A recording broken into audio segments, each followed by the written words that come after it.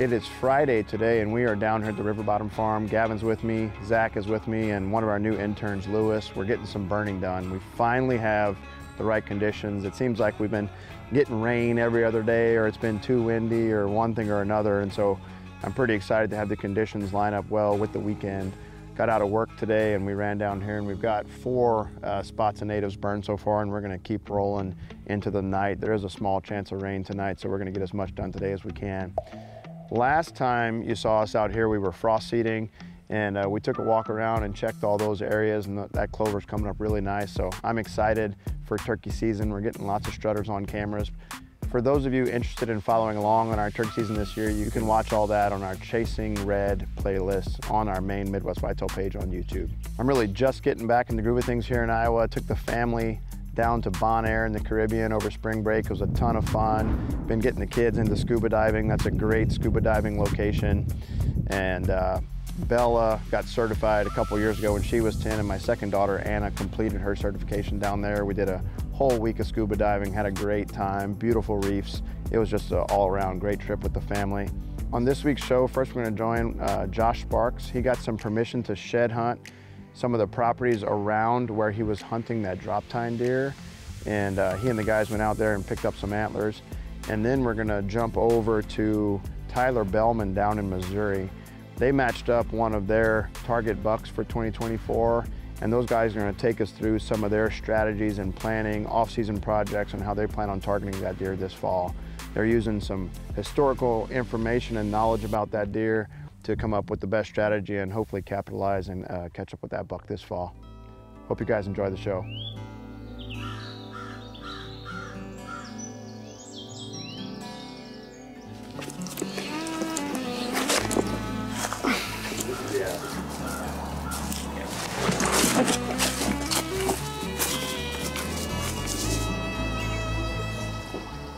Well, good morning. March 21st here, back out here on the Big Bird Farm, standing right in front of this Trax camera. The drop tine has been on all spring, and a little bit of bringing you up to speed. We have shed hunted, I think, 2 or 3 different times. Ryan and I came out here, found an antler to a good 3.5-year-old. Drake and I came out here the day we headed to NWTF, found an old antler to the big 9 that was here earlier in the season. And that's when we got the Axe 1 out here. And then the day that I got to Florida to film Chad, just over a week ago, drop tine showed up with his antlers shed. So I came out here 4 or 5 days ago with Drake. We walked all this CRP and the property that I could hunt, and we never came up with drop tine's antlers. And so there's a small section of timber right here to the south that we've been working pretty hard, and my wonderful girlfriend has helped me secure permission to drop tine shed hunt. And we're gonna walk in here and see if we can't find him. It's a 60-acre block that, frankly, it's where he summered, it's where he returned during the late season, and I think we've got a 30 to 40% chance of finding him. But if we can't find him in here, at least I'll go to sleep knowing that we gave it our best, and at that point, he wasn't where we thought he was in the first place. But I'm very excited. Got Gavin, he was gracious enough to come over. My buddy Lee Herr is here, and we are going to see if we can finally scoop drop tine. So should be able to potentially find him, the 6x5, and that pincher's buck. We'll see what we get into.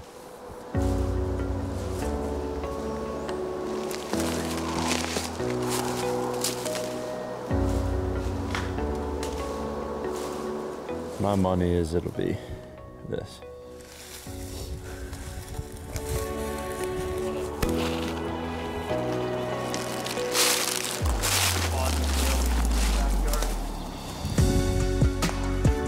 What you got, Clutch?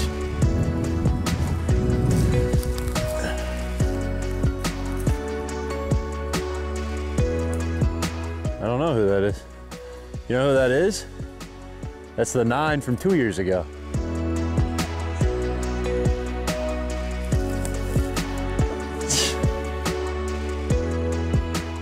Well, now we have 3 antlers to that deer.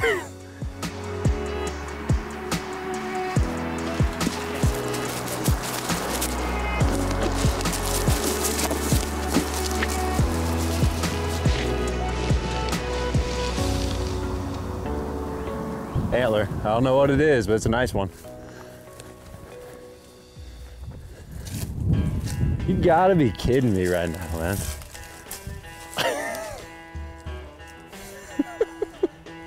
You can't make it up. 2 match sets to this deer. I mean, come on. I'm happy about it, like, but let's find what we need. That's him for sure.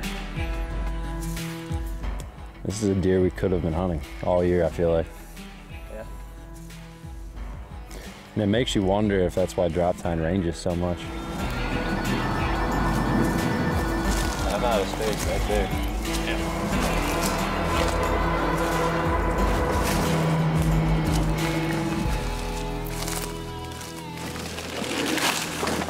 Oh yeah, good spot.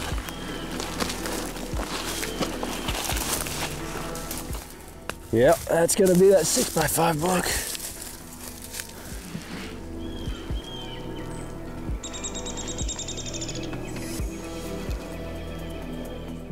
That very well is drop tine, old antler. Yeah, 100%. Dude, that's good idea. Yeah, you're right. That is drop tine's old antler, 1000%. The beam curvature lays same way. I don't know why I said 6x5. 6x5 goes way out. Lee spotted that from 20 yards away. That was drop tine's old antler. Yeah, plenty of old ones. I was just saying to Gavin and Lee that if there's a spot that I think that he really could be, this would be it.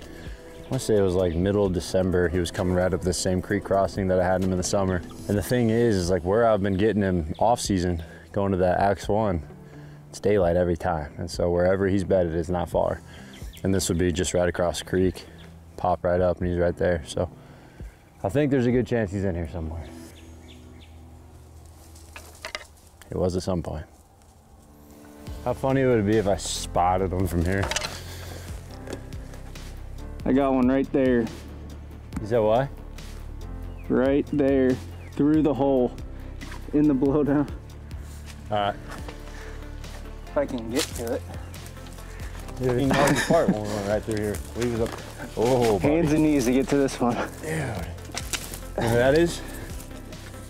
I think that's 6x5 from last year. What is with all these old antlers? Come on, boys, they're here. That is 6x5 from last year. You can tell.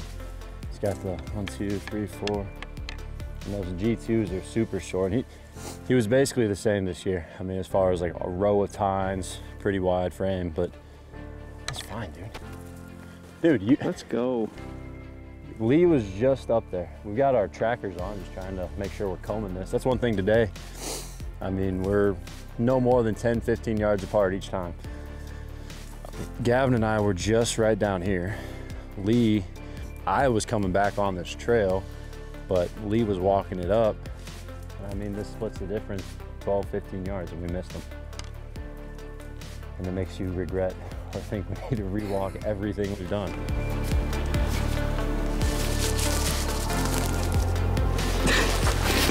Good problem.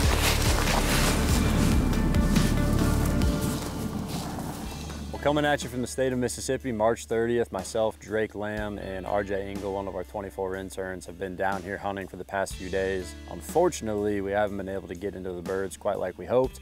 However, there's a couple of Chasing Red episodes. If you guys haven't had the time to check them out, please do. To wrap things up with the drop tine, you know, sometimes you find the antlers, sometimes you don't. You know, it's pretty on par for the 23 season. A lot of excitement going into it, but he continues to just break my heart. So that sets a good stage for 2024. You know, I think that there's a lot to be said for all of the little details that we were able to acquire this year, whether that was trail cam photos, encounters, information from neighboring landowners, etc. Obviously pretty cool to have an antler to him, though it wasn't the one that I'd hoped for. And if nothing else, that shed hunt that we were gracious enough to get the permission to go on, it just kind of confirmed that we are at least in the game on these bucks, but there's some improvements to be made. So that is exactly what we're going to jump into now. We're going to jump over there to northern Missouri with Tyler Behlmann and Justin Luebrecht. They've got this buck that they call Swoosh. And if you followed along for the past 5, 6 years, you'll see that Tyler and Justin continuously find a way to make it happen in the fall on the bucks that they've set their targets on. Well, this is just another example of them using all the information that they get, making the efforts, making the changes at this time of the year, and then experiencing that success in the fall. So let's jump to that segment now. I hope it's exactly like the past few years have been, and I'm excited to learn along with you guys on the story of Swoosh. Let's jump to it now.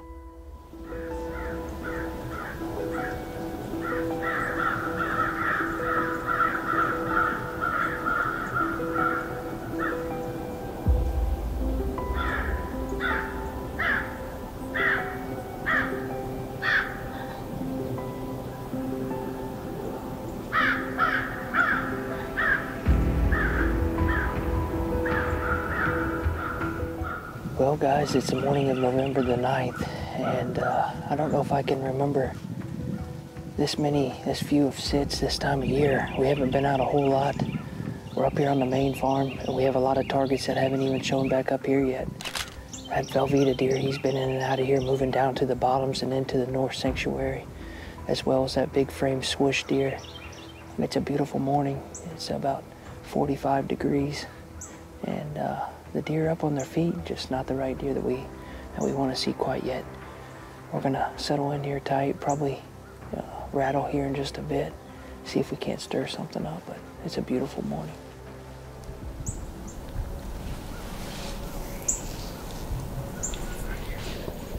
I see her.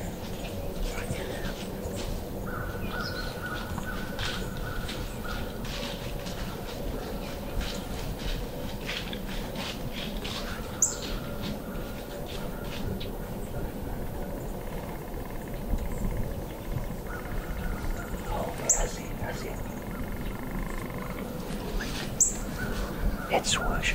It's Swoosh. Yeah. He's not gonna leave her. There he is. You think so?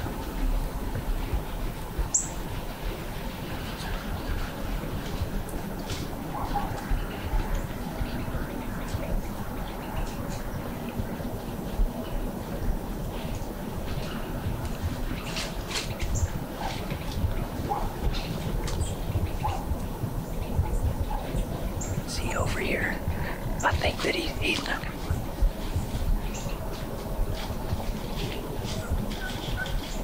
I don't think he'll leave her.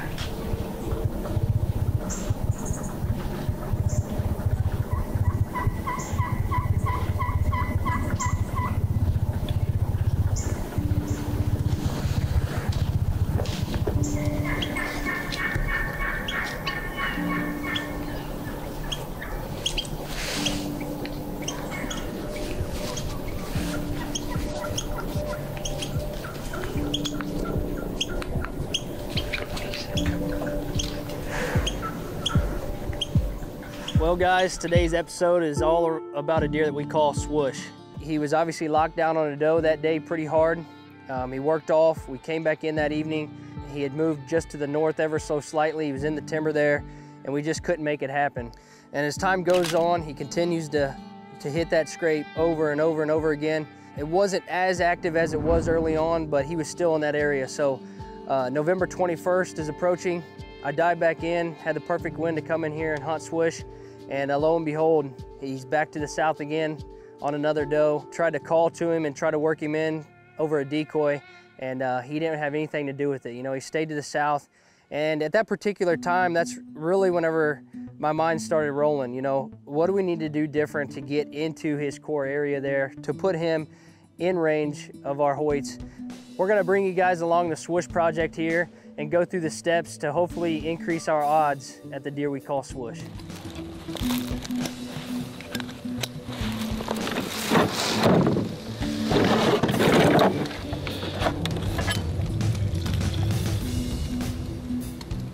We're up here at the main farm today. As last year you all seen, we burnt the majority of our timber off.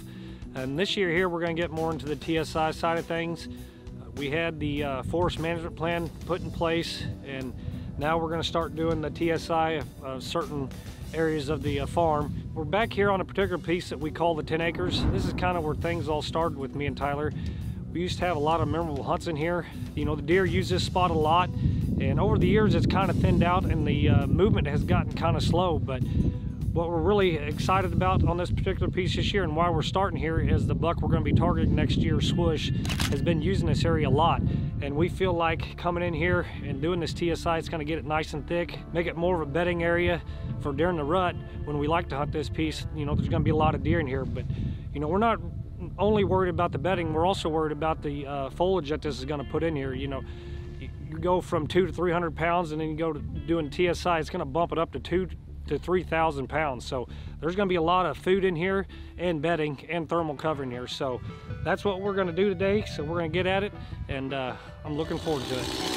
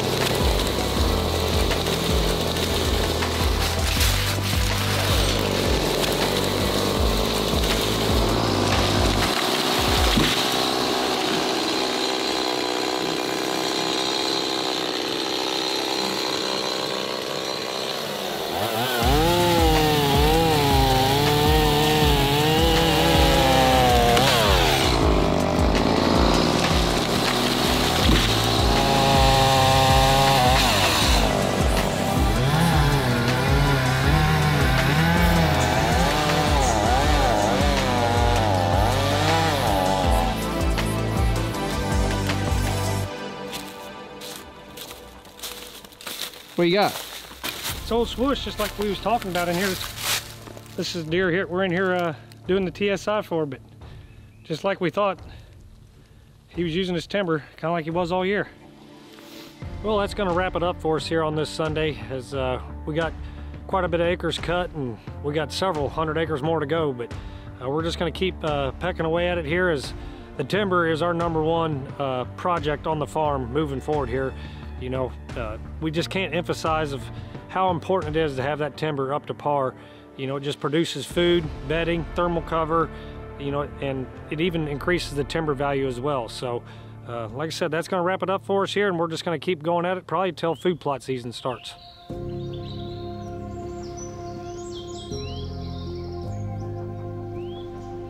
Well guys, Justin and I are up here on the main farm, and just over my shoulder here is a little pin oak where I had several really good hunts this past season. And that is really kind of the focal point of our big off-season project here moving forward. In particularly, we're looking for that swoosh deer. That's a deer that I encountered in this stand here behind me. Outside of just swoosh, you know, there's a lot of really good deer that have always used this southwest side of our property. And we've always wanted to have a grain source here for late season, kind of to relieve some of that pressure off of our big central sanctuary, as we call it, where the majority of our bedding takes place in our timber. With this being the focal point, Justin and I have really big plans moving forward. We've been up here working in the off season already, trying to improve our timber stand and doing some hinge cutting, some clear cuts and stuff to encourage that sunlight to get to the forest floor and really thicken things up. But diving into today's project, you know, this project may take a little bit here for us, a couple days. We really want to hone in. We have a big hickory flat in here and a lot of just trees that aren't bringing a lot of value to us. So our mentality is here, old hog lot, we can come in, we can clear this out and really expand a micro plot into a big grains plot, if you will, and then we're going to centralize a green plot inside of there and allow that easy entry and exit on the outskirts of our property. And then we're going to create pockets of bedding throughout that entire ridge line to where they're not too far away. Maybe they get up and they'll come to graze or check a food plot there at that pre-rut stage and allow us for a shop opportunity. But we're going to take you all into this entire project within the next couple of days. We're really excited about it, and hopefully we can teach you guys a few things and really dive into the whys and the hows of what we're doing.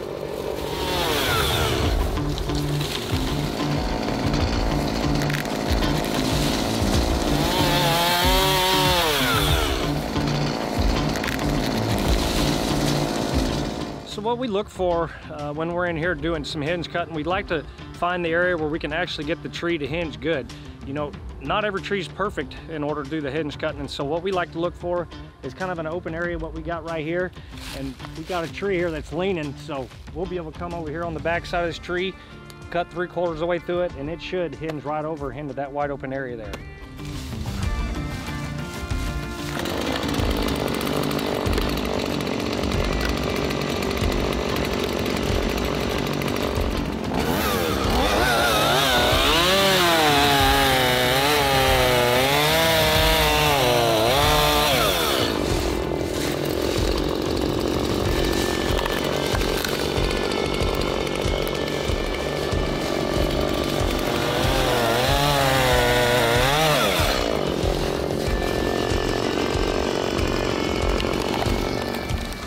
guys, as you can tell, them trees perfectly fell right over there, and I want to talk about why we do what we do on them.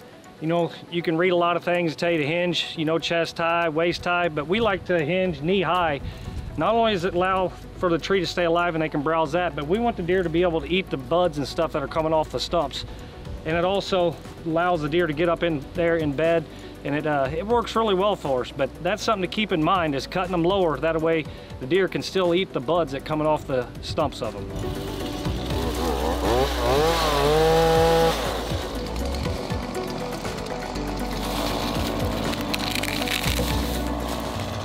Well, that's going to wrap it up for day one of hinge cutting up here around the swoosh plot that you can see over our shoulder. This is on the east side of the swoosh plot, and I'd like to go over something here. Something that we've noticed over the years is, you know, if you've got a destination food source, the deer like to stage up just inside the timber because they can look into the plot, and you know, if there's no bucks or does around in it, they ain't going to commit to the plot. So what we like to do is come around all of our main food sources, hinge cut it or get it as thick as possible in there. That way the deer can't stage it just inside the timber. It forces them to get into the plot to check and see what's using it. So that's a wrap for us today. We got a lot more to go for this swoosh plot. I'd say this again.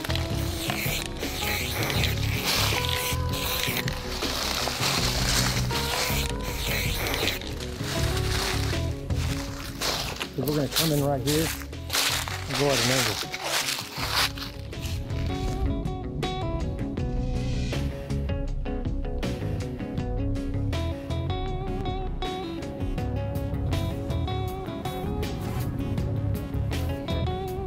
.3 acres, so that's going to be a big help. We went from about, I think, a 0.6 acre field to 1.3, so that'll be just what we need to get a grains field in there, and then we're going to set a redneck probably at this point right here with greens in front of it. So be pretty interesting to see how they're going to use it this year.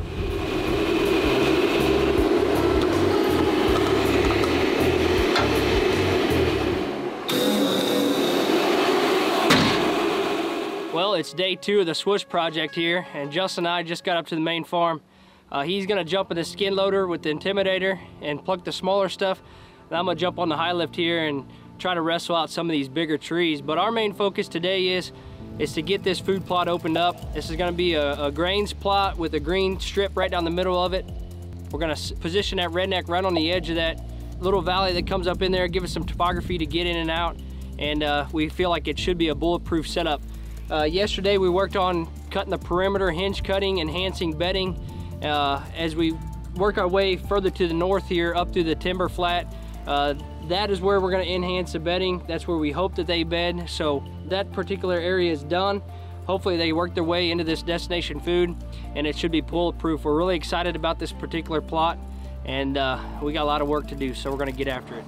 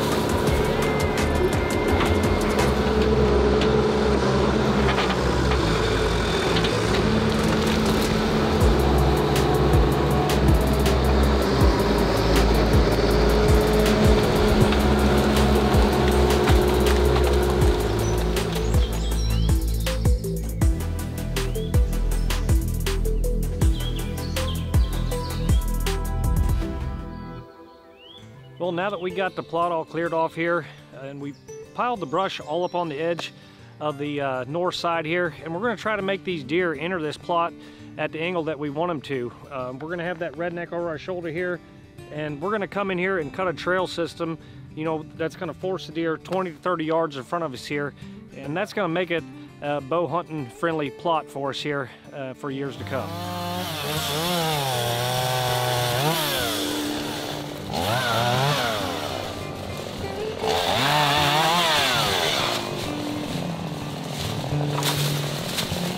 Yeah. They all come from right through there. Yeah, they cross the top side of that ravine, don't they? Yeah, and go right by the, what? Right to the food plot.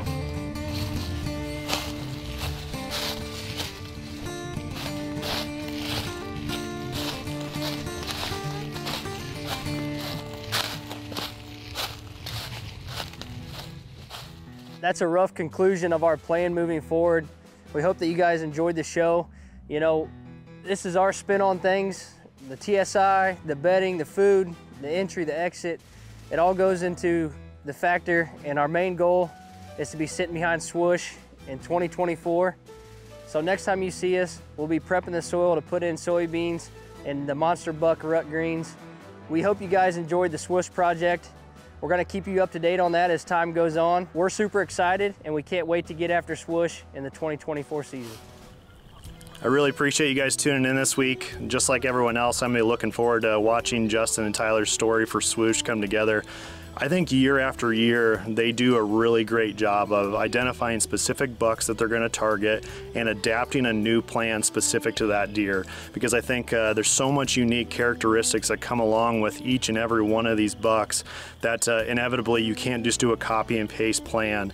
And we're gonna stick in that same vein next week as we're gonna work our way down to Area 52, where I always have a laundry list of projects that I'm working on. And I really think that some of the off-season projects that I'm working on right now could impact how I'm gonna target a buck that I call Pretzel, and in an exact location that I had an encounter with him last year. I've had some new changing projects going on in that same spot, and looking forward to watching how that one comes together. And as always, guys, thanks for joining us here on Midwest Whitetail.